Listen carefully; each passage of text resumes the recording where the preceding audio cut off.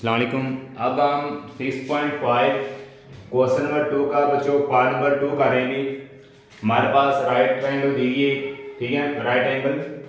तो यहाँ पे 3 साइड ए बी सी और हमारे पास आप जानते हैं कि ए के सामने हमेशा कौन सी साइड मेंशन होगी भी ए, और बी के सामने बी, सी के सामने भी सी, ठीक है। स्मॉल ऑफ साइड्स को मेंशन कर सकते हैं।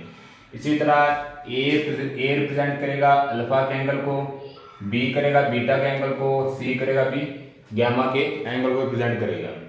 तो यहाँ पे अगर आप देखें तो मैंने एक साइड फाइंड करनी है बी और 2 एंगल फाइंड करने हैं आपने अल्फा और गामा फाइंड करनी है बी, ठीक है। तो सबसे पहले आप यहाँ पे देख लें बच्चों, मेरे पास 2 साइड्स गिवन है। अगर कोई से भी 2 साइड्स गिवन हो तो आप बाय पाइथागोरस थ्योरम अप्लाई करके थर्ड साइड्स को इजीली फाइंड कर सकते हैं। तो यहां से बाय यूजिंग पाइथागोरस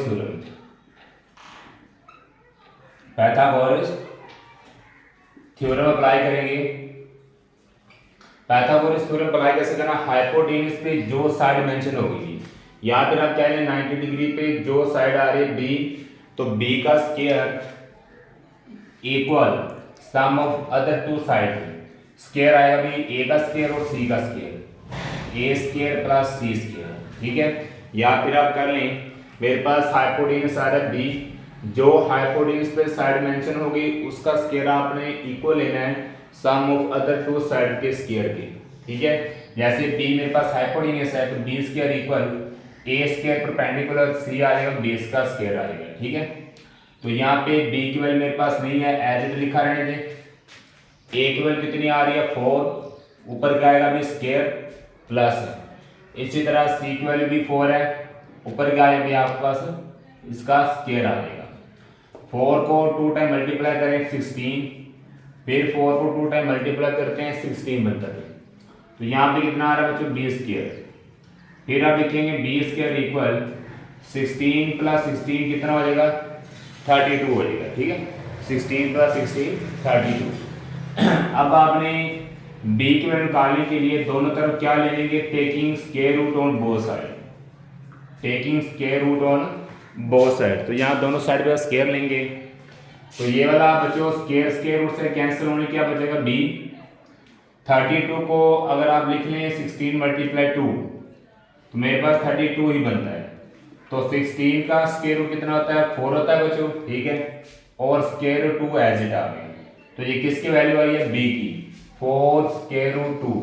तो ये बी थर्ड साइड आपने इजीली फाइंड की है, तो ये बी मेरे पास आंसर आ गया। अब आपके पास 2 एंगल्स दिए गए, इन दोनों एंगल में से किसी एक एंगल की पहले आप वैल्यू फाइंड कर लें, चाहे गामा की कर लें चाहे अल्फा की कर लें। इसके क्वेश्चन नंबर 2 के फर्स्ट पार्ट में आपने अल्फा की वैल्यू फाइंड की थी, तो यहाँ पे मैं गामा की वैल्यू पहले फाइंड करता हूँ। आप लिखिए साइन गामा, साइन गामा, मैं एंगल ले रहा हूं गामा, तो जो एंगल आप ले रहे हैं उस एंगल के सामने क्या होता है हमेशा भी परपेंडिकुलर होगा भी, क्या होगा भी परपेंडिकुलर, ठीक है। जो एंगल आप ले रहे हैं उस एंगल के सामने हमेशा क्या आएगा बच्चों परपेंडिकुलर आएगा। और 90 के एंगल के सामने हमेशा क्या होता है हाइपोटेन्यूज, ठीक है। जो साइड रिमेनिंग में है वो क्या होगी बेस होगी, ठीक है। अगर आप एंगल गामा ले रहे हैं तो गामा के सामने क्या आएगा भी परपेंडिकुलर, 90 के एंगल के सामने क्या आ रहा है भी हाइपोटेन्यूज, ठीक है। 90 के एंगल के सामने क्या आएगा भी हाइपोटेन्यूज, जो साइड रिमेनिंग में वो क्या आ जाएगी बेस। इसी तरह अगर आप इसके पार्ट नंबर 1 में देखें, अल्फा में लिया था तो अल्फा के सामने क्या आ रहा है परपेंडिकुलर, ये बेस है, हाइपोटेन्यूज चेंज नहीं होगी क्योंकि 90 के एंगल के सामने हमेशा क्या होती है हाइपोटेन्यूज। तो साइन इक्वल होता है भी परपेंडिकुलर ओवर हाइपोटेन्यूज।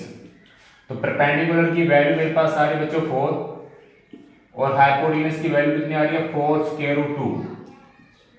तो यहां से 4 से cancel 1 divided by square root, तो ये मेरे पास sine gamma is equal to आ गया 1 ओवर स्क्वायर रूट 2 आ गया, ठीक है। इसी तरह गामा इक्वल साइन मल्टीप्लाई इधर किस में चेंज होगा भी इनवर्स में, आप साइन का इनवर्स लेंगे 1 ओवर स्क्वायर रूट 2 से साइन का इनवर्स लेंगे, ठीक है। 1 और 2 से साइन का इन्वर्स लें, आप लिखेंगे 1 डिवाइडेड बाय स्क्वायर रूट 2। तो इसका आंसर कितना आया भाई? आप वैसे भी जानते हैं कि 1 ओवर स्क्वायर रूट 2 साइन किस वैल्यू बनता है 45 पे, तो यहाँ लिख सकते हैं 45 डिग्री। शिफ्ट प्रेस करके साइन वाला बटन दबाएंगे, साइन इनवर्स आ जाएगा। फिर ब्रैकेट के अंदर आप लिखेंगे 1 डिवाइडेड बाय स्क्वायर रूट 2, तो आप पास बच्चों आंसर आएगा 45 डिग्री। या फिर वैसे आपको वैल्यू याद है कि साइन 45 1 बाय स्क्वायर रूट 2 होता है, इसलिए आप इनको रेडियन को डिग्री में लिख सकते हैं, 45 डिग्री आ जाएगा। ठीक है। इसी तरह हमने अल्फा गैमा की वैल्यू फाइंड की थी 45 डिग्री। कितनी वैल्यू फाइंड की थी? 45 डिग्री गैमा की वैल्यू फाइंड की है, गैमा एंगल की। गैमा एंगल 45 है, बीटा 90 डिग्री है। आप थर्ड एंगल्स को फाइंड करने के लिए आप जानते हैं सम ऑफ 3 एंगल्स, सम ऑफ, अब आप जानते हैं सम ऑफ 3 एंगल्स इक्वल किसको होता है? 180 डिग्री होता है। ठीक है, 180 degree, sum of 3 angles 180 degree. अगर आपको नहीं पता तो आप एक ट्रायंगल बनाएंगे छोटी सी, ठीक है ना, आपको बता दूं 180 डिग्री कैसे होता है। तो ये वाली साइड भी 60 की डिग्री हो गई, ये वाली साइड 60 की और ये वाली साइड भी 60 की, क्योंकि each line sides are equal line.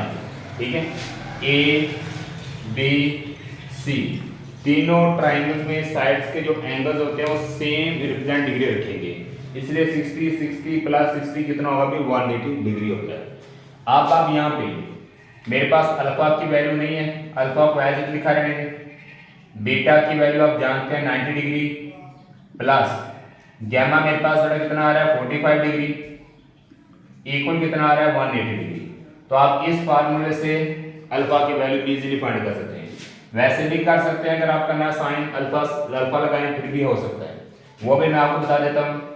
पहले आप इस मेथड से अल्फा की वैल्यू निकालेंगे 180 डिग्री माइनस 90 प्लस का इधर जाके माइनस का हो जाएगा भी। ठीक है, 45 प्लस का इधर जाके माइनस का, 180 में 90 को माइनस करते हैं कितना बचता भी 90, फिर आप 90 में 45 डिग्री को माइनस करेंगे कितना आएगा भी 45 डिग्री। तो ये मेरे पास किसका आंसर आ गया भी? अल्फा का 45 डिग्री आ गया। अब आपने जो वैल्यू निकाली है एंगल के जो आंसर निकाले हैं इनको ऐड करने से 180 डिग्री बनना चाहिए। 90 प्लस 45 कितना होता है बेटा? 180 डिग्री। इसलिए आप कह सकते हैं सम ऑफ 3 एंगल्स 180 डिग्री होता है। अगर आप ये वाला सम ऑफ 3 एंगल्स फार्मूला यूज नहीं करना चाहते तो आप इस मेथड से भी निकाल सकते हैं। साइन गैमा की जगह लिख लें साइन अल्फा। क्या लिख लेंगे आप? साइन अल्फा लिख लें। अगर साइन अल्फा से भी निकाल सकते हैं, अगर नहीं निकालना तो कोस अल्फा लें, इससे निकाल लें। अगर फिर भी निकालना है कोस अल्फा से भी निकाल सकते हैं, नहीं तो कोस गैमा ले लें, टैन अल्फा ले लें या टैन गैमा ले लें। इन दोनों एंगल में से आप किसी भी एक एंगल से फाइंड कर सकते हैं। ठीक, टैन अल्फा से भी, टैन बीटा से भी, कोस अल्फा से भी, कोस गैमा से भी, साइन अल्फा से भी और साइन आप गैमा से भी निकाल सकते हैं। ठीक ना, तो लेकिन गैमा की वैल्यू आपने फाइंड की है तो ओनली अल्फा चाहिए, साइन अल्फा, कोस अल्फा या फिर टैन अल्फा अप्लाई करेंगे। ठीक है बेटा, गैमा आपने निकाल लिया है, कोस अल्फा से या फिर साइन अल्फा से या फिर टैन अल्फा से, इन तीनों में से किसी एक के जरिए आप वैल्यू फाइंड कर सकते हैं अगर आपने सम ऑफ 3 एंगल्स फार्मूला चूज नहीं करना हो। कोस अल्फा होता है base over hypotenuse, base over hypotenuse. तो बेस मेरे पास कितनी आ रही है? अल्फा के अकॉर्डिंग चलना है तो अल्फा के सामने हमेशा क्या आएगा भी? परपेंडिकुलर। ये भी किस में चेंज हो जाएगा भी? परपेंडिकुलर में। क्वेश्चन आपका यहाँ तक एंड है, ये इजाफी है। अगर आपने ये वाला मेथड नहीं करना तो इनको कर सकते हैं फॉलो। ठीक है, क्वेश्चन आपका यहाँ तक बिल्कुल एंड है यहाँ तक। ठीक है, तो यहाँ पे अल्फा एंगल ले रहे हैं आप ट्रिगोनोमेट्रिक रेशियो के साथ, इसके सामने परपेंडिकुलर, बेस खत्म हो जाएगी। ठीक है, और ये किस में कन्वर्ट हो जाएगा भी? बेस में कन्वर्ट हो जाएगा। ठीक है, अब यहाँ पे बेस क्या है? बेस मेरे पास आ रही 4, हाइपोटेन्यूज कितनी आ रही? 4 स्क्वायर रूट 2, 4 स्क्वायर रूट 2, 4 से कैंसिल 1 और स्क्वायर रूट 2 आ गया। इधर क्या आ रहा है? Cos alpha. अब जानते हैं कोस 1 बाय स्क्वायर रूट 2 किसकी वैल्यू होती है? 45 डिग्री की। इस तरह अल्फा की वैल्यू कितनी आ जाएगी? 45 डिग्री आ जाएगी। लिखना तो आप लिख सकते हैं alpha is equal to cos inverse 1/स्क्वायर रूट कितना है अभी 45 डिग्री आ जाएगा, जो मैंने डायरेक्ट लिखा है। इसी तरह आप अल्फा की वैल्यू यहाँ से भी फाइंड कर सकते हैं। नहीं तो अगर आप साइन अल्फा लगाना चाहते हैं तो साइन अल्फा कैसे फाइंड करेंगे, तो यहाँ से साइन अल्फा की वैल्यू कैसे फाइंड करेंगे। अगर यहाँ से आपने अल्फा फाइंड करना है, आप जानते हैं साइन इक्वल होता है परपेंडिकुलर ओवर हाइपोटेन्यूज, यहाँ मैंने गैमा दिया था, ठीक ना। तो अल्फा के अकॉर्डिंग अल्फा के सामने परपेंडिकुलर, ये बेस है और ये हाइपोटेन्यूज है। अगर गैमा के अकॉर्डिंग लेना है तो गैमा के सामने परपेंडिकुलर, ये बेस होगी और ये वाली हाइपोटेन्यूज। तो परपेंडिकुलर बच्चों कितना आ रहा है मेरे पास भी, परपेंडिकुलर 4 है, हाइपोटेन्यूज कितना आ रहा है 4√2 आ रहा है। 4 से कैंसिल 1/स्क्वायर रूट बच गए। तो यहाँ से अल्फा हो जाएगा किसमें चेंज हो जाएगा अभी इनवर्स में, इधर क्या आ जाएगा 1/√2 आ जाएगा 1/√2। अब जानते हैं साइन 1/स्क्वायर रूट किस वैल्यू पे बनता है ट्रिगोनोमेट्रिक रेशियो की 45 डिग्री पे, साइन के 45 डिग्री पे बनता है। इस तरह भी आप अल्फा की वैल्यू फाइंड कर सकते हैं, इस तरह भी। और एक मेथड और भी है, tan अल्फा इक्वल होता है परपेंडिकुलर ओवर बेस, यहां से भी आप अल्फा की वैल्यू फाइंड कर सकते हैं।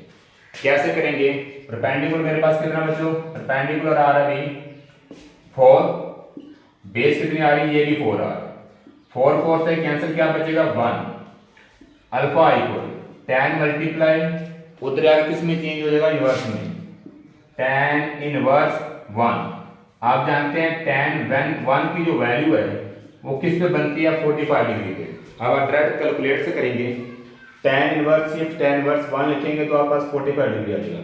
तो इस तरह अल्फा की वैल्यू निकालने के लिए कितने मेथड अप्लाई हो रहे हैं, एक ये वाला है, 2 कोस वाला है, ठीक है ये वाला, तीसरे पे आपने साइन का निकाला है, साइन से अल्फा की वैल्यू फाइंड कर सकते हैं, चौथे पे आप tan पे भी अल्फा की वैल्यू फाइंड कर सकते हैं।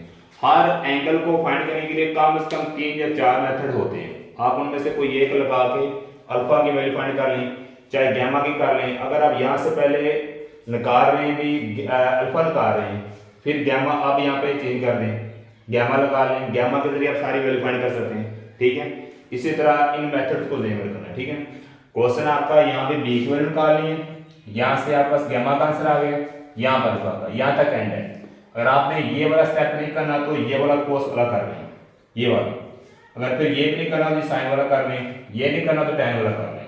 तो अल्फा की वैल्यू 4 मेथड से आप अप्लाई कर सकते हैं। इस तरह हमारे पास 6.5 का क्वेश्चन 2 का पार्ट 2 कंप्लीट हो गया। अब हम क्वेश्चन नंबर 3 करते हैं भी।